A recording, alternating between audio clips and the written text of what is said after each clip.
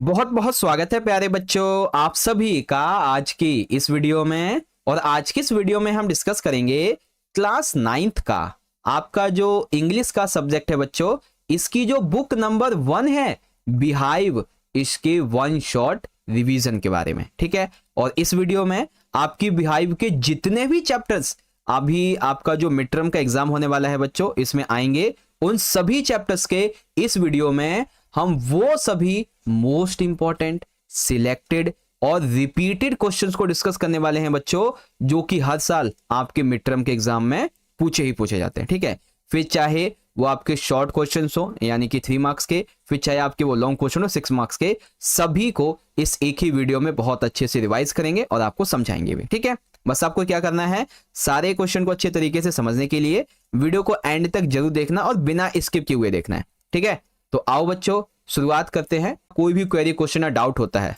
तो आपके सामने ये मेरी इंस्टाग्राम की आईडी है, जाइए फॉलो कर लीजिएगा और कोई भी डाउट वगैरह हो तो पूछ सकते हो। ठीक है, और क्लास 9th के इंपॉर्टेंट नोट्स पीडीएफ और अपडेट के लिए आप हमारे टेलीग्राम ग्रुप को जरूर ज्वाइन कर लो बच्चों। टेलीग्राम पे जाइए, सर्च कीजिए JSK 9th क्लास। ठीक है, और चैनल पे पहली बार आए हो तो फटाफट से चैनल को सब्सक्राइब कर लो और बेल नोटिफिकेशन को ऑल पे सेट कर देना, ताकि हर एक वीडियो को नोटिफिकेशन आपके फोन पे सबसे पहले आ जाया करे और आपकी तैयारी बेहतर से बेहतर हो। ठीक है, तो आर यू गाइस रेडी, शुरुआत करें? तो चलिए शुरू करते हैं।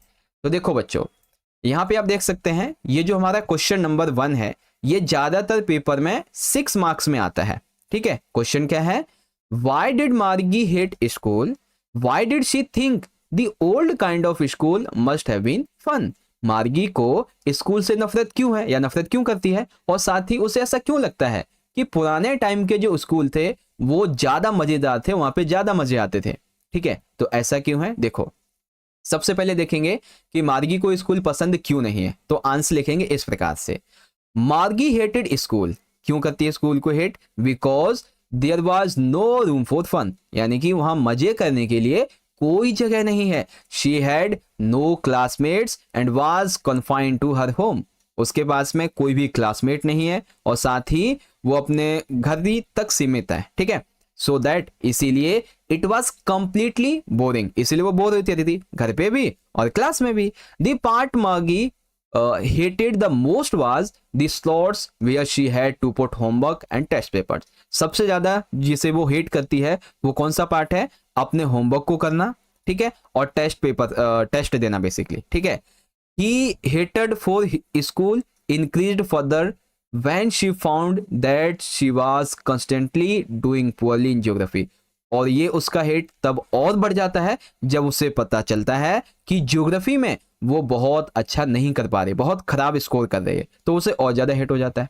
ठीक है, तो ये तो पता चलेगा कि हेट क्यों करती है। अब समझो कि उसे पुराने स्कूल क्यों अच्छे लगते हैं, तो she thought the old kind of school must have been fun and called it fun school. ठीक है, तो उसे लगता है कि पुराने टाइम के जो स्कूल थे उनमें शायद ज्यादा मजा आता होगा। क्यों, क्योंकि she इमेजिनाइड that all the children from the whole neighborhood came together laughing and shouting at in the schoolyard। ठीक है, यानी कि बहुत सारे जो बच्चे हैं वो एक साथ मिलकर, जो जितने पड़ोसी बच्चे होते हैं स्कूल जाते हैं, आपस में एक दूसरे से मिलते हैं, हंसते हैं, खेलते हैं और चिल्लाते हैं। ठीक है, सी imagined that they would sit together in class and go home together at the end of the day। यानी कि वो ये सोचती है कि वे सभी बच्चे एक साथ क्लास में बैठते हैं, ठीक है, और जब स्कूल खत्म होता है तो एक साथ घर पे भी जाते हैं। They would learn the same thing and could help each other with homework and talk about it. मार्गी अपने होमवर्क को अकेले करती थी, कोई उसकी हेल्प नहीं करता था। इसके अलावा पुराने टाइम पे ऐसा होता होगा कि सभी एक साथ मिलके एक ही चीज को समझते होंगे, तो एक दूसरे की होमवर्क में सहायता करते होंगे, एक दूसरे से बातें करते होंगे उसी के बारे में। ऑल्सो इसी के साथ साथ the teachers were human beings, उस समय के टीचर असली इंसान होंगे टीचर वाले। ठीक है ना, all these aspects made her believe that the old kind of school must have been fun। इन सभी से पता चलता है कि उसे, मतलब इन सभी बातों से पता चलता है कि उसे पुराने टाइम के स्कूल क्यों अच्छे लगते थे। so she was not even able to concentrate on her lesson of fractions taught by the mechanical teacher। तो उसके जो मैकेनिकल टीचर कुछ भी पढ़ाते थे उस पर इसका ध्यान नहीं जाता था। ठीक है, तो ये हो गया बच्चों क्वेश्चन नंबर 1 और ये कई बार पेपर में आता है, ध्यान रखना है, इसको अच्छे से पढ़ के जाना। चलो अब बात करते हैं क्वेश्चन नंबर 2 की। ये क्वेश्चन काफी ज्यादा इंपॉर्टेंट है और इसको लिखना थोड़ा सा डिफिकल्ट है। कैसे? क्वेश्चन क्या है, what were the similarities between the behaviour of doctor and that of snake, यानी कि सांप में और डॉक्टर के व्यवहार में क्या क्या समानताएं हैं। तो आओ देखो, the doctor and snake had many similarities, दोनों में कुछ ना कुछ समानता है। कैसे? This is clearly seen in doctor's two decisions which were to shave daily and grow a moustache as well as keep a charming smile on his face to look handsome. बच्चों 3 marks में आपका एक question बनेगा कि doctor ने ऐसे कौन से 2 डिसीजन लिए थे जिसे अर्थ क्विकिंग कहा जाता है या फिर सबसे इंपॉर्टेंट डिसीजन कहा जाता है। तो पहला डिसीजन उसने ये लिया था कि वो डेली शेव करेगा और उसकी जो मूंछ है उसको लंबा करेगा, ठीक है। साथ ही साथ अपने फेस पे एक वो स्माइल रखेगा हैंडसम को दिखने के लिए। तो ये होगी उसकी पहली सिमिलरिटी। उसके बाद this snake enjoyed looking closely at his reflection, यानी कि सांप को अपने प्रतिबिंब के करीब देखकर उसे मजा आता था। The doctor saw the snake looking in the mirror. He thought that perhaps he too was admiring his beauty or trying to make some important decision like him. जब उसने आईने में सांप को देखा तो उसने सोचा कि शायद वह भी उसकी सुंदरता की प्रशंसा कर रहा है या कोई महत्वपूर्ण निर्णय ले रहा होगा अपने लिए, जैसे मैंने लिए हैं। But both these decisions were as trivial as doctor's decision to shave daily keep thin mouth. तो दोनों का एक ही जैसा डिसीजन हुआ। Just as a doctor was so obsessed with his beauty that got into trouble. That means कि जिस तरह डॉक्टर अपनी सुंदरता के पीछे इतना दीवाना था, इसी वजह से वो मुसीबत में पड़ गया। Because the snake too was fascinated with his beauty, जो सांप था वो उसकी सुंदरता से प्रसन्न हो गया। That he left his prey to get better look at himself in the mirror। अब सांप मोहित हो गया तो उसने सोचा एक काम करता हूं, मैं इसके हाथ पे या सर पे बैठ जाता हूं जाके तो मैं अच्छा दिखूंगा, ठीक है। In this way both the doctor and the snake saw the tendency of निक्रिज्म। दोनों ने ही क्या बोलते हैं अपनी अपनी जो प्रवृत्ति है उसको यहाँ पे दिखाया है, ठीक है। तो क्वेश्चन काफी अच्छा है और इसमें से 3 नंबर का भी एक छोटा क्वेश्चन बनता है, याद रखना, और 6 नंबर का तो है ये। ओके चलो अब हम अगला क्वेश्चन करते हैं। क्वेश्चन नंबर 3 काफी अच्छा है कि how does Kezia begin to see her father as a human being who needs her sympathy. पहले जो केजिया थी वो अपने पापा से बहुत डरा करती थी, इसके बारे में क्वेश्चन आगे बताऊंगा, ठीक है। लेकिन जब कहानी का एंड हो रहा होता है तो वो एक पहले वर्ड यूज करती थी बिग मैन, बिग क्या नाम है, बिग हैंड, इस प्रकार से। लेकिन आखिर में वो कौन सा शब्द यूज करती है बच्चों? बिग हार्ट, यानी कि एक बड़े दिल वाले पिताजी, है ना। तो ये कैसे चेंज होता है इसके बारे में बताना है। तो देखो, with her mother and grand mother in hospital, यानी कि अपनी माँ और दादी के अस्पताल में होने की वजह से Kezia is left at home in the care of cook named Alisha. उसकी जो कुक थी अलीशा, मतलब केजिया की जो कुक थी अलीशा, उसके सहारे उसको छोड़ के चले गए थे केजिया को उसके दादा दादी, ठीक है, मम्मी जो भी थी। At night after the cook puts her to bed she has nightmare. जब उसको सुला दिया जाता है उसके बेडरूम में तब उसे एक डरावना सपना आता है, और जब उसे डरावना सपना आता है तो उसकी आंख खुल जाती है। She call for her grandmother, वो अपनी दादी को बुलाती है। बट टू हर सरप्राइज, लेकिन वो सरप्राइज हो जाती है। कैसे? She finds her father standing by her besides, वो अपने पास में ही अपने पापा को खड़ा हुआ देखती है। He takes her in arms and puts her to sleep next to him.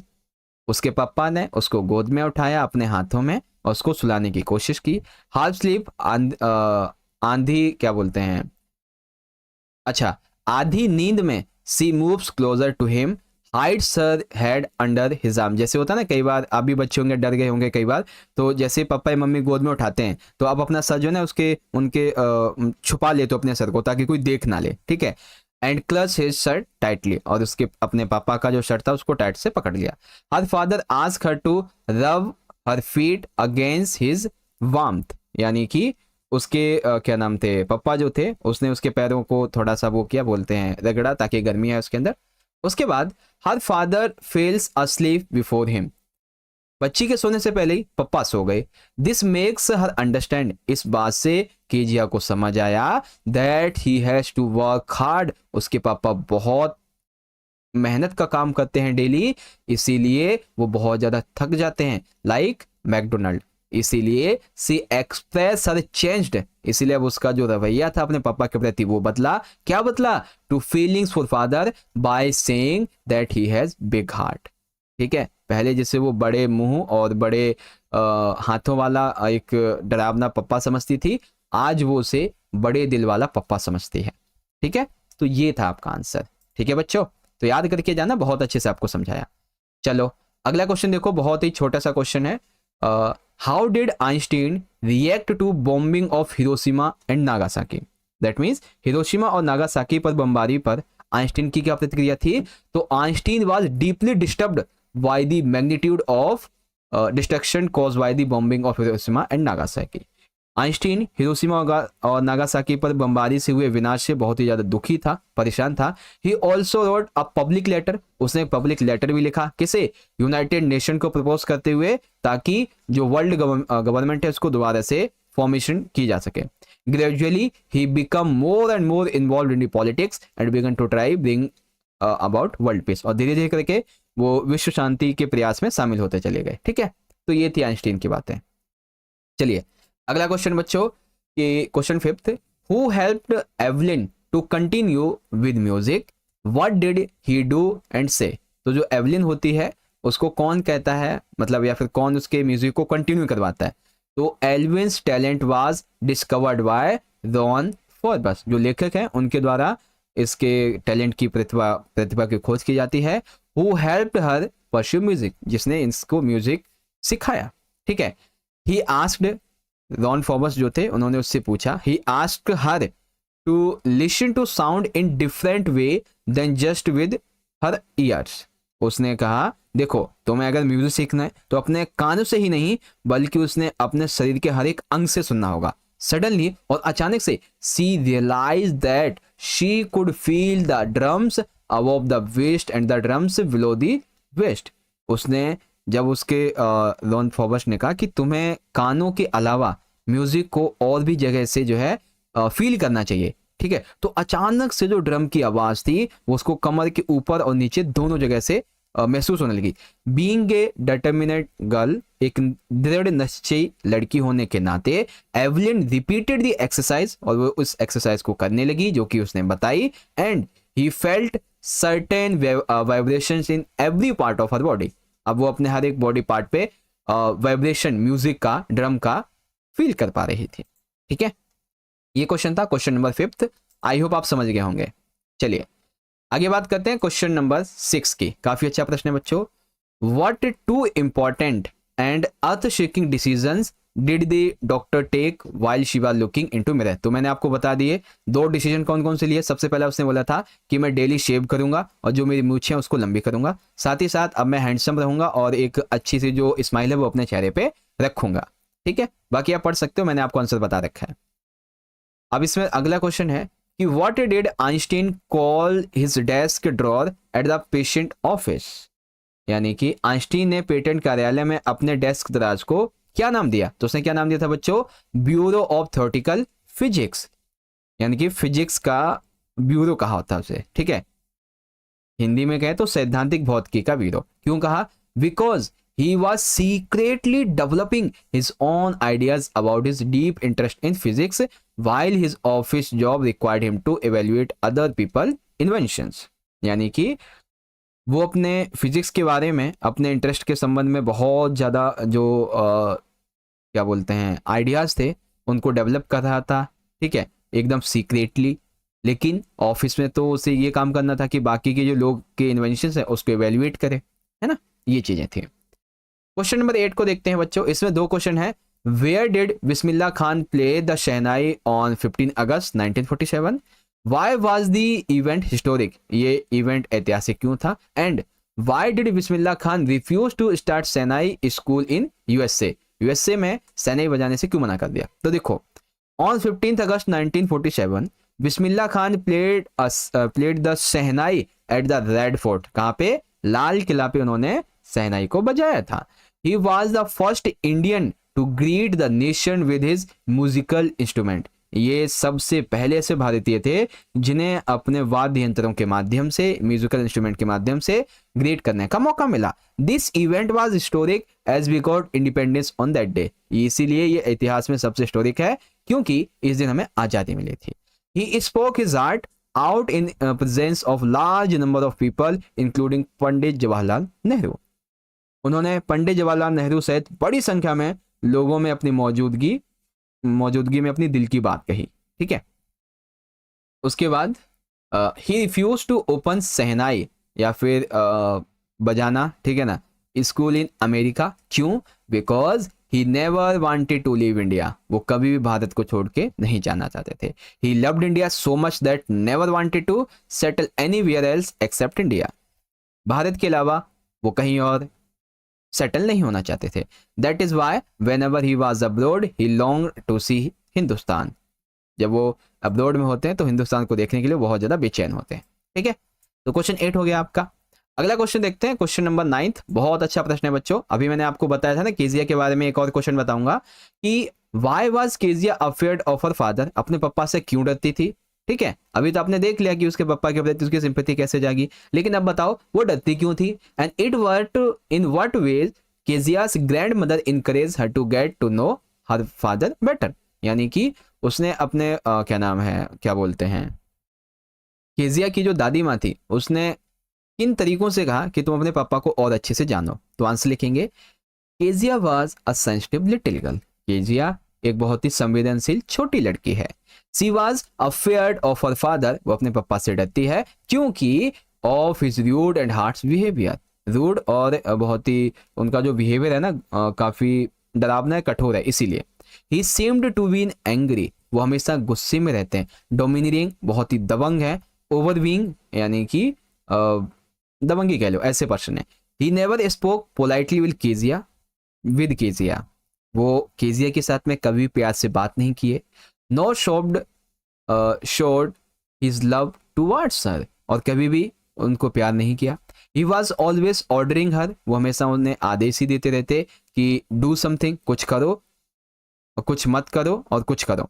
ठीक है, he even beat her for mistake. वो उसे कई बार गलतियों की जैसे 2 थप्पड़ भी मार देते। अपार्ट फ्रॉम दिस, इसके अलावा Kezia was also afraid for him is because he was big man and big hand. उनके बहुत वो बड़े आदमी थे और उनके हाथ भी बड़े थे, इसलिए वो डरती थी।